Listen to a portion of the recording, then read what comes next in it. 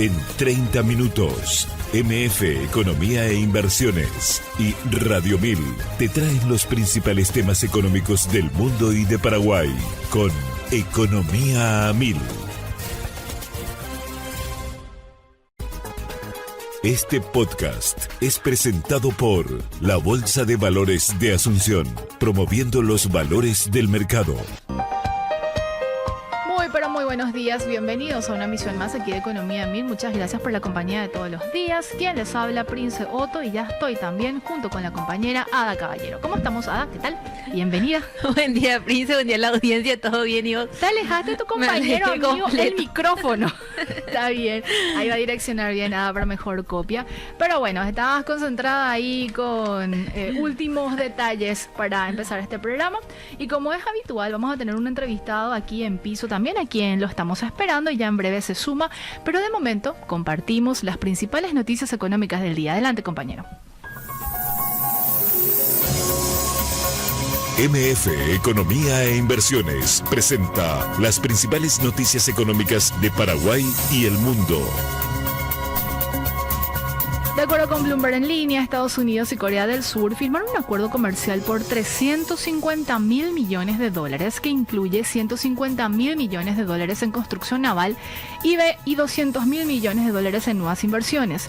El pacto reducirá los aranceles a los autos coreanos del 25 al 15%, tendrá vigencia hasta enero de 2029 y otorgará a las exportaciones farmacéuticas surcoreanas el arancel más favorable disponible entre los socios comerciales de Estados Unidos. ¿Más información, Ada? De acuerdo con Reuters, el presidente de Estados Unidos, Donald Trump, volvió a criticar al titular de la Reserva Federal por no recortar las tasas de interés con mayor rapidez durante su discurso en Corea del Sur en la cumbre de directores ejecutivos del Foro de Cooperación Económica Asia-Pacífico. Afirmó que la Fed no debería preocuparse por la inflación a largo plazo y proyectó que la economía estadounidense crecerá 4% en el primer trimestre de 2026, pese a las previsiones más cautas de los analistas. Trump expresó que la Reserva Federal está rezagada frente a su contraparte europea, afectando la confianza empresarial, mientras se espera un recorte de un cuarto punto porcentual en la reunión del 28 y 29 de octubre. Más información internacional, siempre con Reuters, la Reserva Federal se dispone a reducir las tasas de interés en un cuarto punto porcentual, llevándolas al rango de 3,75% a 4% en medio de la incertidumbre generada por el cierre del gobierno estadounidense, que ya alcanza 29 días. La falta de datos oficiales, como el informe de empleo de septiembre, limita el análisis económico. Hasta agosto, la tasa de desempleo había subido de 4 a 4,3%, mientras el ritmo de contratación se había desacelerado ante la menor participación de trabajadores extranjeros y los recientes despidos en empresas como Amazon. De acuerdo con Yahoo Finanzas, los aranceles impuestos por el gobierno de Estados Unidos elevarán los costos operativos y afectarán las inversiones en las industrias del petróleo y el gas en 2026. Las tarifas, que van del 10 al 25% para materiales primas fuera del TMEC y alcanza 50% en acero, aluminio y cobre, podrían incrementar los costos de materiales y servicios entre 4% y 40%. Este aumento impactará directamente en equipos esenciales como plataformas, válvulas y compresores, debilitando la competitividad del sector enérgico. Y ya, con información de lo que está pasando a nivel regional, nos situamos en Brasil porque Portal O Globo da cuenta que el ministro de Finanzas, Fernando Haddad, señaló que el gobierno aguardará la votación de un proyecto que limita el gasto antes de presentar nuevas propuestas para aumentar los ingresos. La Cámara de Diputados, presidida por Hugo Mota, prevé votar la iniciativa este 29 de octubre, incorporando recortes dentro del proyecto que actualiza los valores patrimoniales en el impuesto sobre la renta. Haddad mencionó que el texto contempla alrededor del 60% de las medidas necesarias para equilibrar el presupuesto, dejando los aumentos de impuestos como un ajuste complementario. La anulación de la medida provisional que incrementaba tributos a las apuestas fintechs y provocó un vacío fiscal estimado en más de 20 mil millones de reales en 2025 y 30 mil millones de reales en 2026, superando los 50 mil millones de reales hasta el fin del gobierno de Lula. Frente a ello, el Ejecutivo analiza reintroducir recortes de gastos y elevar impuestos a las fintechs y plataformas de apuestas online. De Brasil nos vamos hasta hasta Argentina y de acuerdo con Bloomberg en línea, el resultado de las elecciones legislativas trajo alivio al mercado argentino, pero persisten interrogantes sobre la estrategia económica del gobierno de Javier Milei.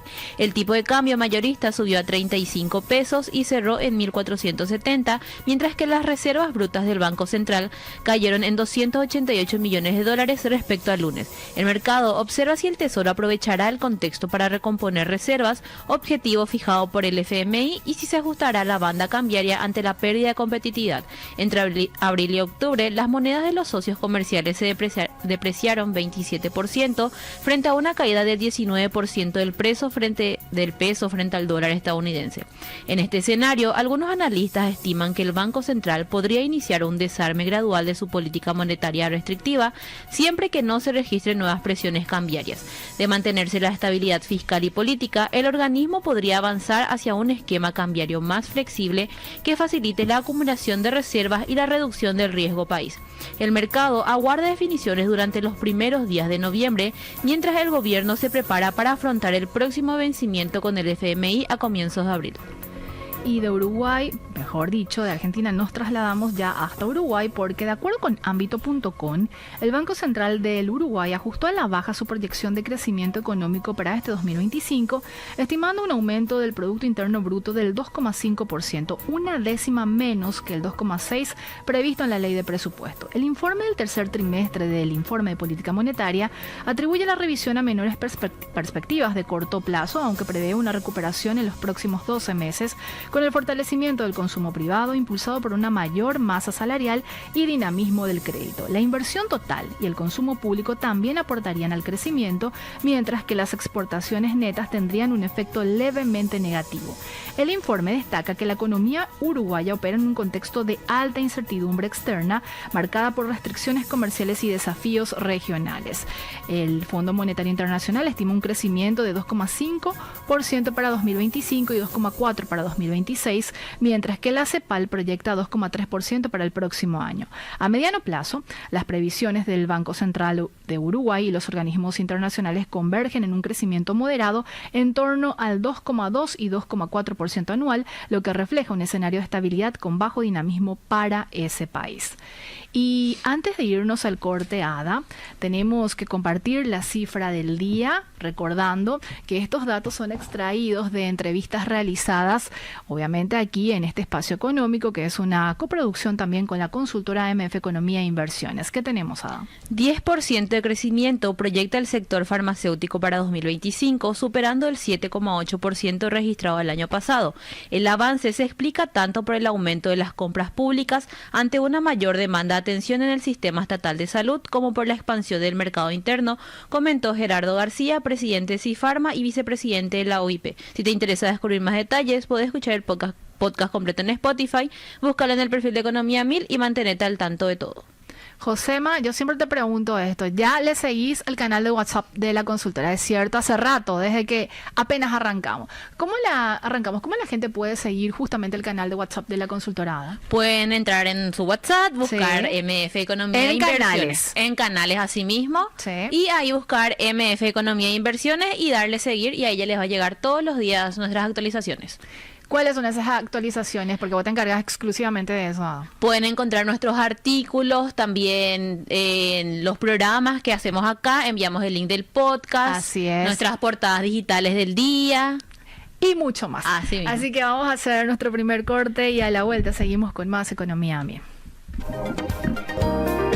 Seguís escuchando Economía 1000, muchas gracias por la compañía y ya estamos aquí en piso con nuestro invitado de hoy. Él es Humberto Colmán, economista jefe de la Fundación Desarrollo en Democracia y economista, profesor y también ex miembro del directorio del Banco Central del Paraguay. ¿Cómo estamos, Humberto? ¿Qué tal? Bienvenido, gracias por estar. No, un gusto estar aquí, Prince, contigo, con tu compañera, con la audiencia. Realmente un honor siempre compartir este programa y de ahora en adelante retomar estas conversaciones que tenemos, que yo disfruto mucho, porque un poco lo que tratamos es de hacer llegar a la gente también conceptos que por ahí son conceptos complejos, ¿verdad? Y bueno, entender también la realidad, cómo se viene desempeñando la economía, los desafíos, las políticas públicas, eso un poquito. Y ahora, con este nuevo rol de jefe, economista jefe en Dende, Pero para que la gente pueda dimensionar de lo que estamos hablando cuando decimos DENDE, una fundación, desarrollo en democracia, ¿qué es DENDE? DENDE es una organización de la sociedad civil, Fundación Desarrollo y Democracia, que busca ser un actor en la formación de opinión pública, en la formación de liderazgos, como se dice en inglés, un think tank, un espacio de pensamiento y un espacio de acción donde se reflexione sobre las políticas públicas, sobre la situación de la economía, sobre los desafíos que tenemos como sociedad, todo apuntando a tener, por supuesto, una sociedad, un crecimiento económico, un desarrollo económico más inclusivo en un ambiente, por supuesto, de una democracia vibrante y fuerte, ¿verdad? Y el involucramiento de todos los sectores, porque también desde DENDE realizan talleres, cursos, sí, buscando un poco también ampliar el conocimiento, no solamente en materia económica, sino también en la parte social, política, Humberto. Así es, DENDE es un espacio, como te decía, de acción en el sentido de que hay programas de capacitación en formación de liderazgos en materia dirigencial, pero también en materia de jóvenes, ¿verdad? El programa de formación dirigencial ya tiene casi 20 años, DENDE tiene más de 20 años, y también hay un programa de desarrollo de líderes jóvenes universitarios, donde hay una cantidad importante de jóvenes de todo el país que se están formando en temas de políticas públicas, en temas que tienen que ver con derechos civiles, ciencia política, economía, políticas sociales, y ellos revisan a lo largo de un año, en determinados momentos de cada mes, todo lo que tiene que ver con los desafíos que tenemos como sociedad. Entonces, desde esa perspectiva, donde hace una colaboración también en el sentido de ir formando o apoyando la formación de estos nuevos líderes. Con importantes referentes también del sector privado y público, sí. Y por mencionar nomás, dentro del conjunto de mentes que yo suelo decir, está de repente César Barreto, Manuel Ferreira, Acosta Garbarino, a vos también te estás sumando en este equipo tan importante, en pos de ir construyendo también eso que tanto se busca aquí, ¿verdad? De conocimiento y sobre todo ir fortaleciendo el capital humano. Así mismo, ¿no? Y el DENDE tiene un consejo directivo que está integrado por esas personas que mencionaste, sí, y otras más, como gente conocida del ámbito empresarial, del ámbito financiero, gente comprometida con todo lo que mencionábamos antes, y yo me sumo a la organización con la figura de economista jefe, sí, donde voy a dedicarme a tiempo completo a contribuir al análisis también de la economía, de las políticas públicas, también a contribuir en esos programas de formación de liderazgo y programas dirigenciales que antes he mencionado. Humberto, y el tema que nos trae hoy como parte de este inicio, podemos decirle, un nuevo capítulo, podemos decirlo 2.0, Humberto, ¿te parece? Sí. Es el crédito y la economía y lo vinculado que está justamente este componente o la dinámica que se puede dar del crédito para ver también como parte de la temperatura que se puede tomar del desarrollo o crecimiento que está teniendo la economía. Pero me gustaría usar conceptos teóricos como profesor que sos también, Humberto, y el conocimiento que tenés en ese sentido. ¿Por qué es importante una medición del crédito como componente de la economía? ¿Qué te puede reflejar, de hecho? Sí, efectivamente, el crédito es como, podríamos decir de alguna manera también el termómetro de la economía, ahora si viene teniendo mayor dinámica, mayor temperatura, sí, menor dinámica, menor temperatura.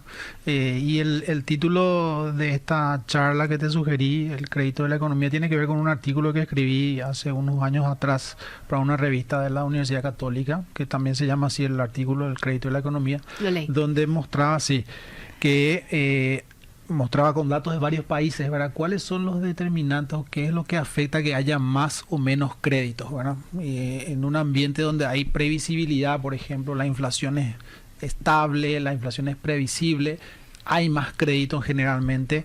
También, por supuesto, cuando la economía tiene un mayor crecimiento, la gente está consumiendo más, comprando más bienes duraderos como vehículos, electrodomésticos, también hay más créditos generalmente. El fondeo de los bancos también es importante, ¿verdad? Cómo se fondean con los depósitos principalmente, que es la principal fuente de fondeo de las instituciones, que son instituciones intermediarias. Entonces, qué tan profundo sea ese fondeo también afecta al crédito. Y también todo lo que tiene que ver con el desarrollo institucional, la calidad regulatoria, la calidad de las instituciones que que supervisan al sistema también afecta. Y por supuesto países en desarrollo como el nuestro, que dependen mucho de lo que pasa en el contexto internacional, las tasas de interés internacionales, la volatilidad que puede haber en ese sentido, también puede afectar al fondeo, porque el sistema financiero y el bancario en particular tiene también un fondeo que viene del exterior, ¿verdad? Y por ese lado también viene el impacto. Así que todas estas variables afectan. Entonces estamos hablando de inflación baja, un crecimiento alto, también quizás, como decía, una calidad regulatoria, buena calidad regulatoria, fortaleza institucional en ese sentido. Todo eso ayuda a que haya más crédito. ¿Y por qué es importante el crédito? Porque el crédito de alguna manera permite dinamizar la economía, pero también financiar aquellos proyectos de inversión, ¿verdad? Las empresas normalmente no tienen todo el capital que necesitan para llevar adelante sus proyectos, entonces necesitan tomar créditos, y estos créditos entonces pueden ayudar a que las empresas también crezcan y las familias también puedan avanzar. De hecho, tenemos una presentación, ya te adelantaste en Así grandes es. rasgos, pero vamos a ir profundizando en las láminas. Por favor, compañero, si me dan el soporte correspondiente de la presentación que les compartí en PDF, por favor. Sí. La primera lámina es del importante crecimiento del crédito. Así y justamente mismo. mencionabas que hiciste un análisis comparativo con determinados países, y tenemos Argentina, Brasil, Chile, Colombia, Costa Rica, y obviamente está también Paraguay. Cuando los compañeros me den el soporte, vamos a avanzar con eso. Claro, yo puedo ir comentando, ¿verdad? Un poco, me pareció interesante tocar este tema, porque el crecimiento que estamos teniendo en cuanto al desarrollo financiero, al crecimiento del crédito, es bastante importante, ¿verdad? Nosotros teníamos más o menos un nivel de crédito sobre PIB, que normalmente los economistas calculan sobre el PIB para poder compararlo entre países, ¿verdad? Es como que cuánto es el crédito sobre tu ingreso, más o menos.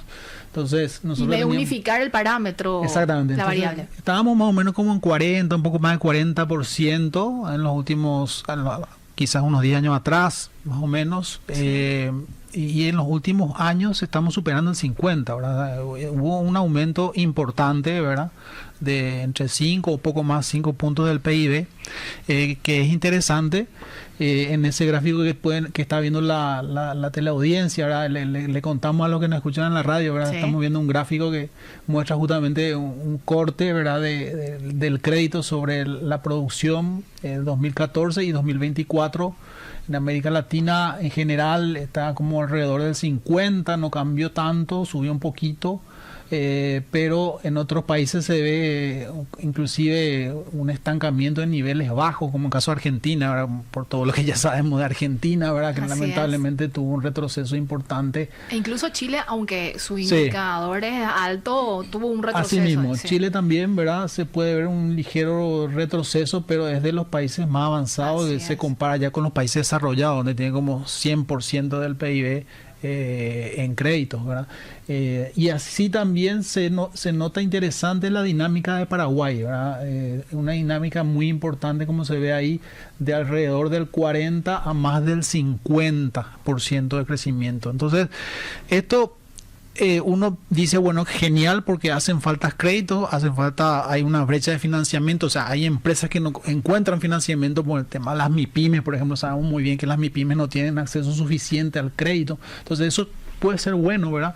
Pero también es una señal que tenemos que mirar de alerta, ¿verdad? ¿Por qué, Humberto? Y en el sentido de si los bancos están otorgando adecuadamente los créditos, si están haciendo adecuadamente el análisis del riesgo crediticio, ¿verdad? Pero eso vamos a ver un poquito más adelante, ¿verdad? Pero esto es una primera diapositiva para ver entonces que hemos tenido un avance importante. Si avanzamos 2 diapositivas adelante, me paso ya a la siguiente, que ya hablé un poco de todos los determinantes del crédito. La siguiente, por favor. En la siguiente diapositiva lo que vemos es, normalmente nosotros en economía lo que tratamos de ver es cómo se mueven las variables económicas, pero en términos reales, ¿verdad? Entiéndase. Descontando el efecto de la inflación, ¿verdad? Porque la inflación... deflactando. Sí, entonces porque la inflación, que es el cambio en los precios, también afecta a las variables económicas. Entonces lo que a nosotros nos interesa es el volumen real. cuánta cantidad de créditos se dio. Entonces esto es como una aproximación a la cantidad de créditos. En el gráfico se ve quizás muy chico, ¿verdad? Pero también para los que nos escuchan, se puede ver que entre 2023 y 2024 ese crecimiento interanual real de los créditos estaba alrededor, en términos reales, alrededor del 15%, y en términos mensuales tenía un crecimiento alrededor del 2 más o menos. O sea, venía creciendo a un ritmo bastante alto, ¿verdad? Y ahora en los últimos meses, ya con los datos, inclusive a septiembre ya está acá, ¿verdad?, tomando los datos que publica la Superintendencia de Bancos. Ahí se puede ver que ya hay una desaceleración en el margen, ¿verdad? Está creciendo todavía, pero un poquito menos en el interanual, y en el mensual inclusive real, ya también quitando el efecto estacional, ya está inclusive en valores ligeramente negativos la variación mes a mes. Esto es bueno, ¿verdad? Porque hay que recordar que lo que estamos hablando es que los créditos que dan los bancos se relacionan también con el estado de la economía. Entonces, si la economía está bien, probablemente van a haber más créditos, más empresas invirtiendo, más familias comprando bienes duraderos como vehículos, por ejemplo, o haciendo refacción en su casa. Entonces, el crédito apoya ese proceso de crecimiento, ¿verdad? ¿Acá hay componente de estacionalidad o no? No, ahí justamente le removí también el componente de estacionalidad en el segundo gráfico, pero a lo que iba es que la economía este año va a crecer bien. Sí, estiman 5.3. Estiman 5.3, probablemente va a estar ahí cerca o quizás un poquito menos, ¿verdad? Alrededor de 5 podríamos decir con cierta confianza. Claro. Y naturalmente entonces el crédito tiene que crecer más, ¿verdad? Pero como venía creciendo fuerte, ¿verdad? En los siguientes meses, probablemente, este es el último dato que tenemos acá de septiembre, los siguientes meses de septiembre a diciembre, probablemente veamos alguna desaceleración naturalmente, como que la economía también va a ir de alguna manera desacelerándose, porque acuérdate que el crecimiento, digamos, más o menos promedio acumulado del primer semestre del año, nada por el 6, ¿verdad? Sí. Entonces, si vas a converger a 5, un poco más de 5, entonces tiene que haber como una desaceleración en lo que queda del año. Entonces, esto yo creo que es saludable, es positivo, o sea, nos indica que el crédito está siguiendo el ritmo natural de la economía. ¿Cuál sería una situación de preocupación? Sí. Que el crédito siga creciendo mucho, ¿verdad? Cuando la economía se está desacelerando. Entonces, ese en algún momento puede ser como una señal también de alerta, ¿verdad? Que en la siguiente diapositiva, si podemos avanzar. Humberto, sí. antes de pasar en esta diapositiva, el 2025 se planteó en dos escenarios como adversos, de mayor liquidez y de menor liquidez, o menor liquidez y mayor liquidez. ¿Esto también tuvo incidencia o no? ¿O ya estamos viendo como un reacomodo de eso? Claro, la situación de liquidez, tasas, obviamente va a afectar también el crédito, ¿verdad? En los últimos datos publicados se ve como que eso es también un factor que probablemente va a afectar a la dinámica del crédito, que quizás explique alguna desaceleración del crédito, que es que las tasas en el margen en los últimos 2 meses en particular, la tasa promedio del sistema bancario subieron, ¿verdad? Subió un poquito, quizás tenga que ver con eso que vos mencionabas de la Pero no va a tener incidencia para más adelante, o no, podría. Eso es lo que decía, yo creo que va a tener una incidencia, ¿verdad? Va a tener una incidencia, y parte de esa desaceleración del crédito probablemente tenga que ver también con una economía que se morigera un poquito en el margen, pero también unas tasas que están un poquito más altas en el margen, ¿verdad? Entonces, obviamente eso siempre es demanda, tiene que ver con el precio, ¿verdad? La gente mira también la tasa de interés. Muchas veces decimos que se mira la cuota, pero la economía se va complejizando y la gente, cuando toma decisiones importantes, mira la tasa, ¿verdad? Entonces, vamos a la lámina, por favor. Gracias. Acá solamente para ver por sectores, ¿verdad? Que en el interanual a septiembre también valores reales, vemos que algunos sectores ya no se puede ver muy bien, ahí ni siquiera yo veo bien. Pero vamos a recurrir al teléfono. Tenemos cortes en agricultura, comercio, consumo, ganadería. Ahí lo que vemos es que algunos sectores ya están teniendo variaciones negativas, como caso creo que es de construcción, creo que estamos viendo ahí también comercio, servicios, ganadería están en el margen interanual, esto es negativo, ¿verdad? Se va morigerando un poquito ahí en el margen. Y por último, para ir redondeando un poco en las siguientes diapositivas. La siguiente. ¿Podemos dejar esto pendiente, Humberto? Porque tenemos un corte sí, claro. y quizás hacer un redondeo ya a la vuelta del corte, ¿te parece? Vamos a hacer nuestra pausa y a la vuelta seguimos conversando con Humberto Colmán, economista jefe de Dende.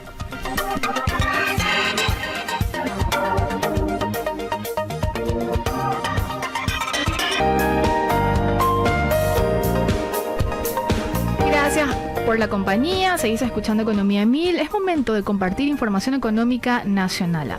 De acuerdo con ABC, la Asociación Paraguaya de Soja advirtió que sin dragado del río Paraná aumentarán los costos logísticos y disminuirá la competitividad del sector sojero. Aunque el MOPC licita obras en el río Paraguay, la vicepresidenta Patricia Ruiz Díaz pidió incluir también al Paraná, ya que gran parte del transporte de granos desde Alto Paraná y Itapúa depende de su navegabilidad. Si el mantenimiento recae en el sector privado, los mayores costos y penalidades por demoras terminarán afectando al productor. Y como es habitual, la consultora AMF Economía e Inversiones realiza de manera periódica artículos económicos que son publicados en el impreso de ABC y también replicado en el digital del mismo medio. Y en la edición de hoy se aborda acerca de que Paraguay mantiene su índice de calidad del empleo sin mejoras estructurales pese a crecimiento económico. Estos datos son extraídos del Banco Mundial y de acuerdo con el índice de calidad del empleo, ICE, que es una herramienta que mide las condiciones laborales más allá del ingreso, considerando 4 dimensiones: ingresos, beneficios laborales, seguridad y satisfacción laboral.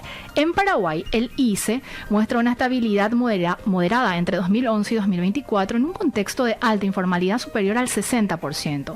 Entre los asalariados, el índice varió entre 0,70 y 0,74, con un valor de 0,73 en 2024, lo que evidencia una leve mejora respecto a 2011, pero sin transformaciones estructurales. Entre los empleadores, los resultados fueron más volátiles. El ICE pasó de 0,67 en 2011 a 0,68 en 2024, con un mínimo de 0,63 en 2013 y una recuperación parcial en los últimos años.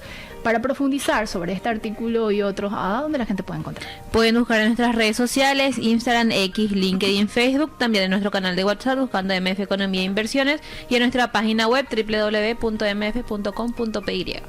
Seguimos en compañía de Humberto Colmán, economista jefe de la Fundación Desarrollo en Democracia, DENDE, hablándonos sobre el crédito y la economía. Humberto, a modo de recapitular la presentación y los datos y análisis que estabas compartiendo con nosotros en el bloque anterior sobre esto del crédito y la economía, ¿cuáles han sido esos sectores que han sufrido o han tenido una mayor desaceleración si lo hacemos como una suerte de zoom de sectores, agricultura, ganadería, comercio, etcétera? Claro. A ver, recordando que digamos que lo que hacemos aquí, o por lo menos yo hago cuando vengo, es como un análisis más bien descriptivo para tratar de entender en general cómo se desenvuelve en este caso el crédito. Y lo que muestro en una de esas diapositivas que les compartí es que cuando miramos por sectores económicos y miramos la variación interanual de acuerdo a los datos de la superintendencia, sí, al mes de septiembre comparado contra septiembre del año pasado, hay algunos sectores que ya muestran una dinámica de crecimiento real en términos reales, descontado la inflación. Así es. Negativa, ¿verdad? Como es el caso de construcción, como es el caso de ganadería, y también, si estoy viendo bien, aquí estamos hablando de industria, gobierno también, ¿verdad? Y mientras que hay otros sectores que todavía tienen una dinámica fuerte de crecimiento, como el sector de servicios, también podemos ver el sector financiero, lo que es inmobiliario y viviendas, también todavía en terreno positivo en términos reales. Esto se correlaciona mucho con cuando vos mencionabas la proyección de crecimiento del Banco Central, ¿verdad? Así es. Entonces, podemos ver que en general todos los sectores están creciendo en esa proyección, pero yo diría, si me preguntaba a mí mi opinión personal es que es un crecimiento impulsado muy fuerte por el sector de servicios, ¿verdad? Acá ves justamente que el sector de servicios es uno de los que tiene un crecimiento más fuerte, ¿verdad?, en términos reales, y hay otros sectores que quizás, como el caso de agricultura, que viene un poquito más abajo, ¿verdad? Que recordemos que este año también le pegó un poquito las condiciones climáticas a la producción de la soja en particular, aunque mantiene todavía una buena dinámica. Entonces eso un poquito nada más para poner un poquito más de lupa sobre esos datos agregados que te decía antes, ¿verdad? Que en el interanual, en el crédito total está como que desacelerándose, y en el mensual ya mostraba inclusive datos negativos. Y Humberto, sí, el sector servicios viene creciendo de manera importante, no solamente cuando estamos hablando de este componente, esta variable de crédito, sino también en otras variables económicas que se analizan, muy vinculado quizás a estos eventos también internacionales que le dieron cierta inyección, vamos a decirle, de dinamismo en lo que va de este año y lo que se proyecta también ya al cierre del año 2025. Podemos decir también que está un poco vinculado a eso, y también contexto regional, Argentina quizás, o la llegada de inversionistas con estos bajo la figura de Maquila, call center, etcétera. sí, totalmente coincido contigo que el tema de los eventos ha sido bastante importante para dinamizar la actividad a nivel regional también, Sí. en ciertos departamentos y ciudades, y el comercio, la compra de los extranjeros que los vemos paseando por los shopping, ¿verdad? Sí. Son factores que influyen, pero hay, digamos, una dinámica propia también que es importante, ¿verdad? Recordemos que el sector de comercio y servicio está representando fácilmente alrededor del 50% del PIB, ¿verdad? Entonces, esa dinámica no se puede explicar solamente por esos factores, sino que también una dinámica interna, ¿verdad? Que la economía local está creciendo, ¿verdad? Y el factor de que es un gran empleador también de las MIPYMES o de los trabajadores o de las empresas que forman parte de las micro, pequeñas y medianas empresas también, Humberto, que forma parte de un desafío, vamos a decirle, dentro de ese conjunto. Sí, totalmente, ¿verdad? Y ahí sí creo que se han dado avances importantes con la ley de fortalecimiento a las MIPYMES, que tienen un régimen tributario más conveniente, y probablemente con esta nueva iniciativa se va a fondear el fondo justamente para las MIPYMES.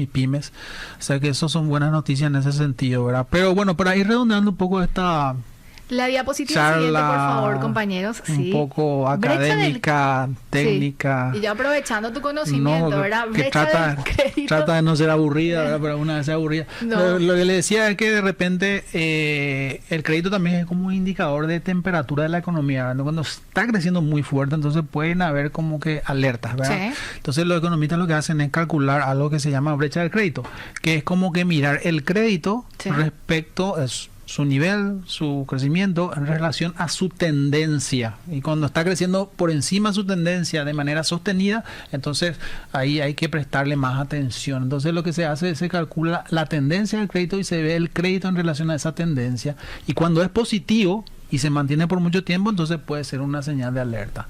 De hecho, Basilea, por ejemplo, propone que dentro del capital, una parte del capital de los bancos pueda ser un capital contracíclico, que se active eventualmente un mayor nivel de capital de manera precautoria para que los bancos tengan recursos en el caso que estos créditos por ahí no desempeñen bien.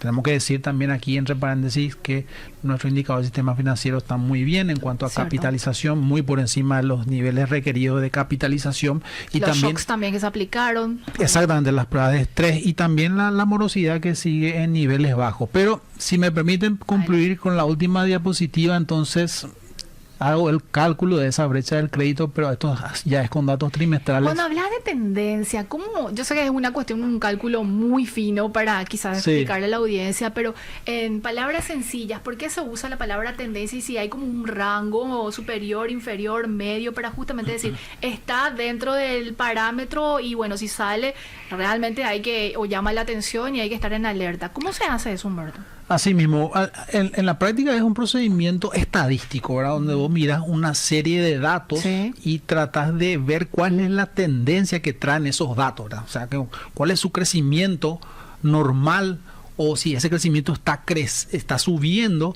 y eso es lo que se ve en el gráfico. Y para los que nos escuchan, se ve que hay una tendencia que particularmente se mantiene desde más o menos el 2018 a esta parte, de un crecimiento importante del crédito que pasó, como decíamos al comienzo del programa, de niveles del 40% más o menos del PIB a niveles por encima del 50% del PIB.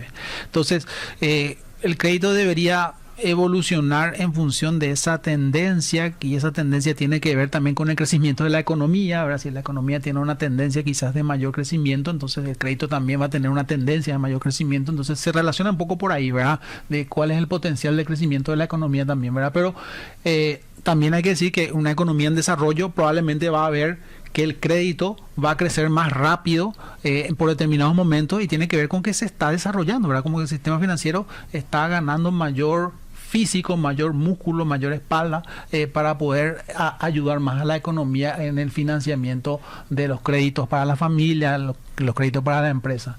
Entonces, se calcula eso. Entonces, la tendencia y los datos efectivos del crédito, y cuando esa diferencia es positiva y se mantiene por mucho tiempo, puede ser una señal de alerta que hay que monitorear, pero cuando se vuelve hacia su tendencia normal, entonces digamos que esa preocupación se disipa. Y es un poco lo que podemos ver ahí en el margen al tercer trimestre del 2025, con mis cálculos, ¿verdad? Del PIB trimestral y los datos efectivos ya del crédito.